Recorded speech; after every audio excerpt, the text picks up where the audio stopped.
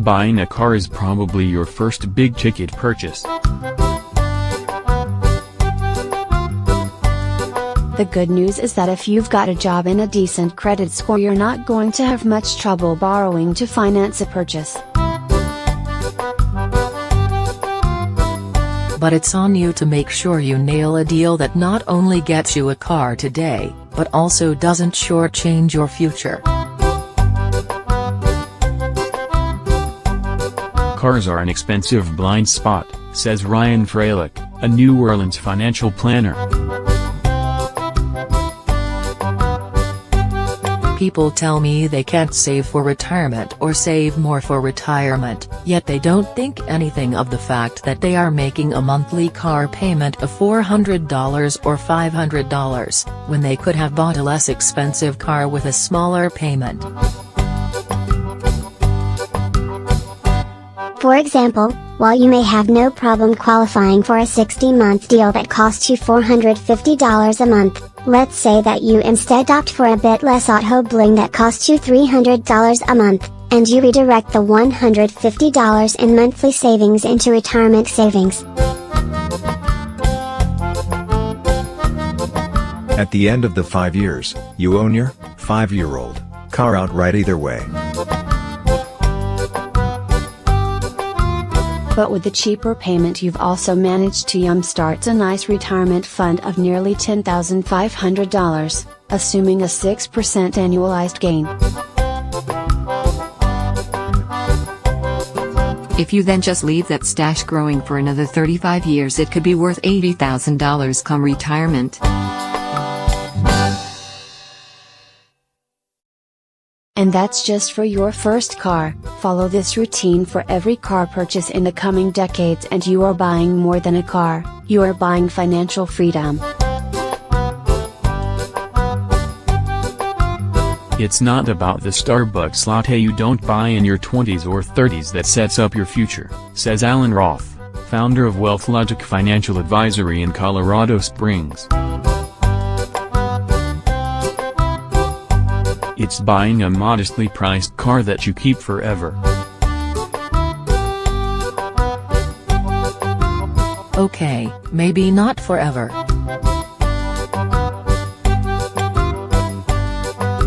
But certainly for a lot longer than the long term. For instance, after making the last $300 monthly car payment, you now have $300 the following month, and for many months after, that can go toward other financial goals. Maybe plumping up an emergency fund? 3 years of saving $300 a month in a bank account would leave you with nearly $11,000 tucked away. Stick with your car for a full 10 years and you will be able to save up more than $18,000 after making the final payment in month 60. Sure, some of your savings might be needed to pay for auto maintenance, if you can't handle it out of your monthly cash flow, but you're still likely to come out way ahead. Yet none of it is doable if you opt for a high monthly loan payment. Even worse is if you fall into the leasing trap, which seems to be happening all too often. The car data experts at Edmunds.com say young adults are the most voracious leasers.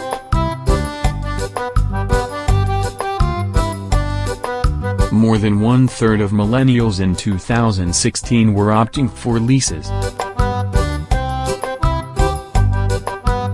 The allure is understandable.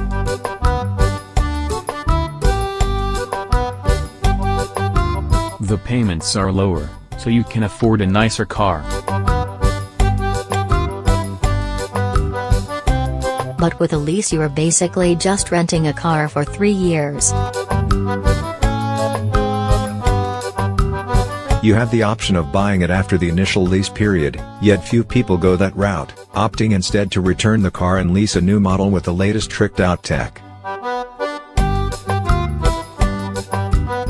That's setting you up for the auto equivalent of the gerbil that can't break away from the treadmill. You just keep rolling over into a new lease, which means you will never be without a monthly car payment. You'll be renting a car forever.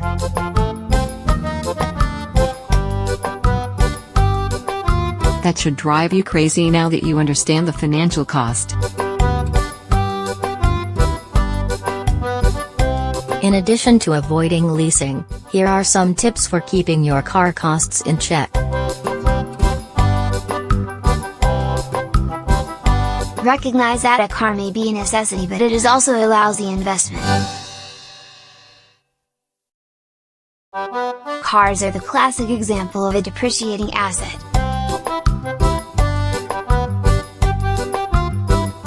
A new car loses about 20% of its value the moment the wheels leave the dealer lot. And its value keeps falling from there.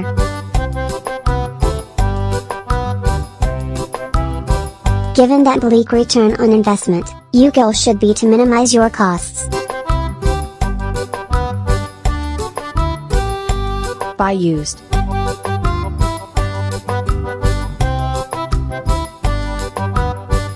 Let someone else be the suckers who buys new and absorbs the steep losses that come from depreciation in the first few years. Engineering advances over the past few decades means cars that are 5 or 10 years old, or even older, are still plenty reliable. Bonus: your insurance costs will also be lower.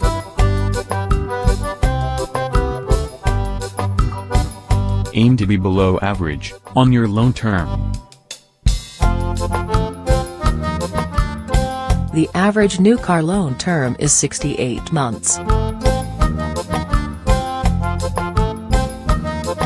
Phew, that's nearly double the time it took your parents or grandparents to pay off a car in the 1970s.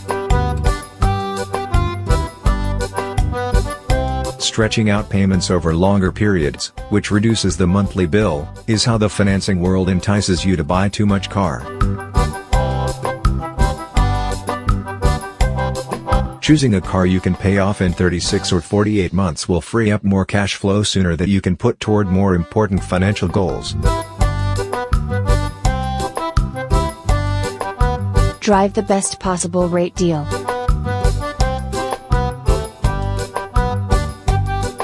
Your credit score plays a leading role in determining the loan rate you are offered. FICO credit scores range from 300 to 850. Loan interest rates are sliced into score tiers. For example, moving from a score between 660 to 689 to a stronger score that falls between 690 to 719 can land you an interest rate that is 2 percentage points lower based on recent rates. Over the life of a 48-month, $25,000 loan, you would save more than $1,100 with the lower rate. Pick up some expert tips on boosting your FICO credit score. Get a loan offer from your bank or credit union. The dealer will be almost as happy to finance your purchase as he is to lease you a car. But you can gain negotiating leverage by getting approved for a loan from your bank. If the dealer can offer a lower rate, great, go for it, otherwise take the bank's deal. Or the dealer might come down to beat your bank's offer. Either way, you come out ahead.